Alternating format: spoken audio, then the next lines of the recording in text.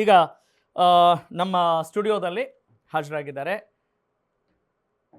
S, let's go for guest. Utkarsh ಅವರು ನಮ್ಮ ಜೊತೆಗಿದ್ದಾರೆ. ನಮಸ್ಕಾರ. ಭಾರತೀಯ ಜನತಾ ಪಕ್ಷದ ವಕ್ತಾರರಾಗಿ. ಇನ್ನು ಯುಟಿ ಫರ್ಜಾನಾ ಕಾಂಗ್ರೆಸ್ ಪಕ್ಷದ ವಕ್ತಾರ ನಮ್ಮ ಜೊತೆಗಿದ್ದಾರೆ. ನಮಸ್ಕಾರ, welcome to the show. Okay, ನೀವಾ ಅಂತ ನೋಡೋಣ, ಕಾದು ನೋಡ್ತೀನಿ. ನೀವು ಮೊದಲು ನಿಮ್ಮಿಂದ ಶುರು ಮಾಡೋಣ, ಅವರಿಂದ ಶುರು ಮಾಡೋಣ ಅಂತ ನೋಡ್ತಾ ಇದ್ದೀವಿ. ವಾವ್, ಪ್ರಶ್ನೆಗೆ ಏನಿಲ್ಲ ಮೇಡಮ್, ಜನರ ಪ್ರಶ್ನೆಗೆ ಉತ್ತರ ಕೊಡುವಷ್ಟು ಏನು ನಾವು ಆ ಸ್ಥಿತಿಲಿ ಇದೀವ ಅಂತ ಪ್ರಶ್ನೆ ಮಾಡ್ಕೊಳ್ಳೋಣ. ಪ್ರಶ್ನೆಗಳು ಸಿಕ್ಕಾಬಟ್ಟೆ ಇದ್ದಾವೆ. ಓಕೆ, ಮೊದಲಿಗೆ ನಾನು BJP ಅವ್ರನ್ನ ಮಾತಾಡಿಸ್ಬಿಡ್ತೀನಿ, ನಿಮಗೆ ಅವಾಗ ಒಂದಿಷ್ಟು ಅಂಶಗಳು ಸಿಗಬಹುದು. ಓಕೆ, ಉತ್ಕರ್ಷ್ ಅವರೇ, ಕಳೆದ ಹಲವು ದಿನಗಳಿಂದ, ಹಲವು ತಿಂಗಳುಗಳಿಂದ ಈ ಚರ್ಚೆಯಾಗೆ ಉಳಿತಾ ಇದೆ. ಏನು ಯೋಚನೆ ಮಾಡ್ತಿದ್ದೀರಿ ಈ ಪಾಯಿಂಟ್ಸ್ಗಳನ್ನು ಗಮನಿಸಿದಾಗ?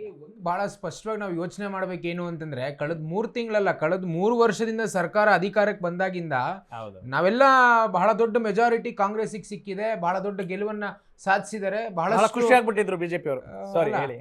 ಬಹಳಷ್ಟು ದೊಡ್ಡ ಮೆಜಾರಿಟಿಯಿಂದ ಜನಗಳಿಗೆ ಬಹಳ ದೊಡ್ಡ ಕೆಲಸಗಳನ್ನ ಮಾಡ್ತಾರೆ ಅನ್ನುವಂತ ಅಭಿಪ್ರಾಯ ನಮ್ಮೆಲ್ಲರಲ್ಲೂ ಇತ್ತು. ಅಲ್ಲ, ಅಲ್ಲ, ನಾನು ಮುಗಿಸ್ಬಿಡ್ತೀನಿ ಸರ್. ಆ ರೀತಿಯ ಈಗ ಇವರೇ ಹೇಳ್ತಾರಲ್ಲ, 141 ಸೀಟ್ಗಳು ನಮಗಿದೆ ಅಂತ. ಬಹಳಷ್ಟು ಅಭಿವೃದ್ಧಿ ಕೆಲಸಗಳು ಮತ್ತೆ ಮೂಲಭೂತ ಸಮಸ್ಯೆಗಳ ಬಗ್ಗೆ ಕಾಂಗ್ರೆಸ್ ಪಾರ್ಟಿ ಒಂದು ಧ್ವನಿಯಾಗುತ್ತೆ ಅನ್ನುವಂಥ ಭಾವನೆಯಲ್ಲಿ ನಾವೆಲ್ಲ ಕೂಡ ಇದ್ವಿ.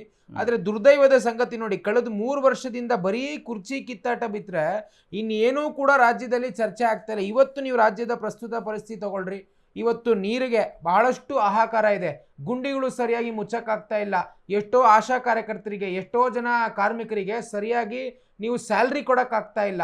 ಇಷ್ಟೆಲ್ಲ ಮೂಲಭೂತ ಸಮಸ್ಯೆಗಳಿದೆ. ಆದರೆ ನಿಜವಾಗ್ಲೂ ಕಾಂಗ್ರೆಸ್ಗೆ ಇದು ಯಾವುದರ ಅವಶ್ಯಕತೆ ಇಲ್ಲ, ಕೇವಲ ಕುರ್ಚಿ ಕಿತ್ತಾಟ.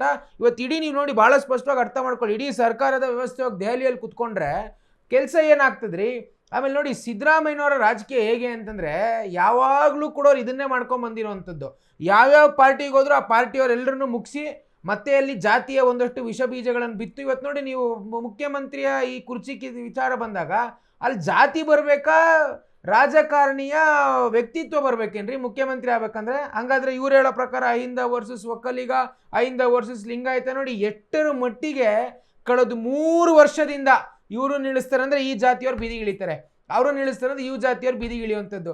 ಈ ರೀತಿಯ ಜಾತಿಗಳನ್ನು ಎತ್ಕಟ್ಟಿ ಇವರ ಕುರ್ಚಿ ಉಳಿಸ್ಕೊಳಕ್ಕೋಸ್ಕರ ಕೆಲಸವನ್ನು ಮಾಡ್ತಾ ಇದ್ದಾರೆ. ಅಲ್ಲ ರೀ, ಸಿದ್ದರಾಮಯ್ಯವರು, DK ಶಿವಕುಮಾರ್ ಅವರು ಇವತ್ತು ಇಷ್ಟೆಲ್ಲ ಮಾತಾಡ್ತಾರಲ್ಲ, ಪಾಪ ಅಲ್ಪಸಂಖ್ಯಾತ ಸಮುದಾಯದವ್ರು ಇದ್ದಾರೆ, ಇವರು ಕಾಂಗ್ರೆಸ್ ವಕ್ತಾರರು. ಏನು ಅಲ್ಪಸಂಖ್ಯಾತರು ಅಂದರೆ ನಾವಂದರೆ ಅಲ್ಪಸಂಖ್ಯಾತರು ಅಂತ ಪಾಪ ರೇವಂತ್ ರೆಡ್ಡಿ ಅವರು ತೆಲಂಗಾಣದ ಮುಖ್ಯಮಂತ್ರಿ ಹೇಳಿದರು. Congress is Muslim, Muslim is Congress ಅಂತ. ಇವತ್ತು ಅಲ್ಲಿ ದಾವಣಗೆರೆಯಲ್ಲಿ ಕಿತ್ತು ಬಿಸಾಕಿದ್ರಲ್ರಿ ಎಷ್ಟು ಜನ ಸೀನಿಯರ್ ಕಾಂಗ್ರೆಸ್ ಮುಸಲ್ಮಾನ್ ನಾಯಕರುಗಳನ್ನು.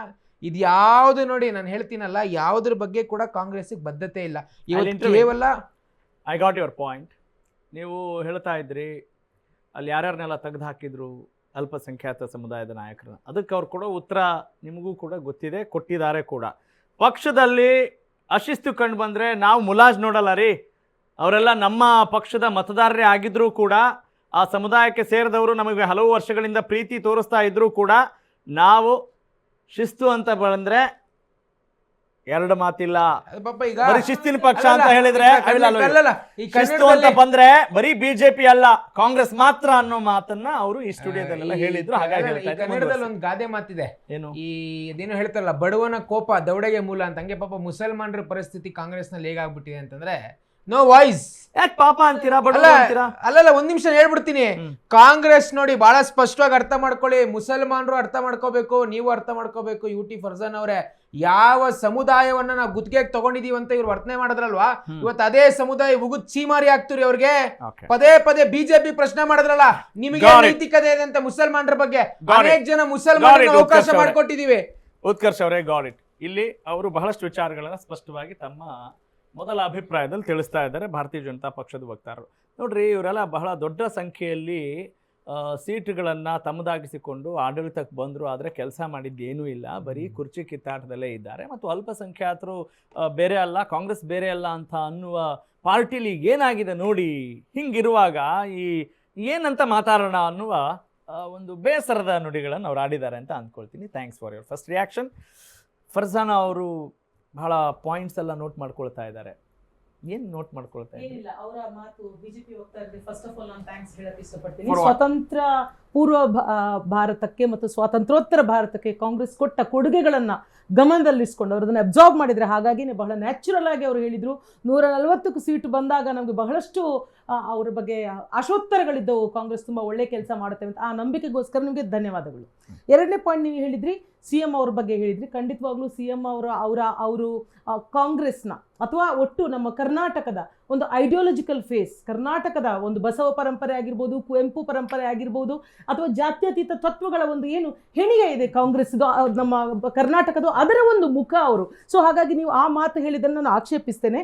ಇನ್ನೊಂದು ಹೇಳಿದ್ರಿ, ಕಾಂಗ್ರೆಸ್ ಅಂದರೆ ಮೈನಾರಿಟಿ ಅಂದರೆ ಕಾಂಗ್ರೆಸ್. ತಪ್ಪು. ಕಾಂಗ್ರೆಸ್ ಅಂದರೆ ಬಡವರು. ನಮ್ಮ ಕಾಂಗ್ರೆಸ್ ಇದ್ರೂ ಅಲ್ಲ, ಅವ್ರು ಆ ಸಂದರ್ಭಕ್ಕೆ ನೀವು ಹೇಳುದು ಕಾಂಗ್ರೆಸ್ ಬಡವರನ್ನ, ದಲಿತರನ್ನ, ಅಲ್ಪಸಂಖ್ಯಾತರನ್ನ, ಶೋಷಿತರನ್ನ, ಒಟ್ಟು ಎಲ್ಲ ತಳ ಸಮುದಾಯಗಳನ್ನ, ಅದು ಕಟ್ಟ ಕಡೆಯ ವ್ಯಕ್ತಿಗೂ ನ್ಯಾಯ ಸಿಗಬೇಕು, ಕಟ್ಟ ಕಡೆಯ ವ್ಯಕ್ತಿಯು ಹಸಿವಿನಿಂದಿರಬಾರ್ದು ಅನ್ನುವಂಥ ಒಂದು ಐಡಿಯಾಲಜಿ ಇರುವಂಥ ಪಕ್ಷ ಕಾಂಗ್ರೆಸ್.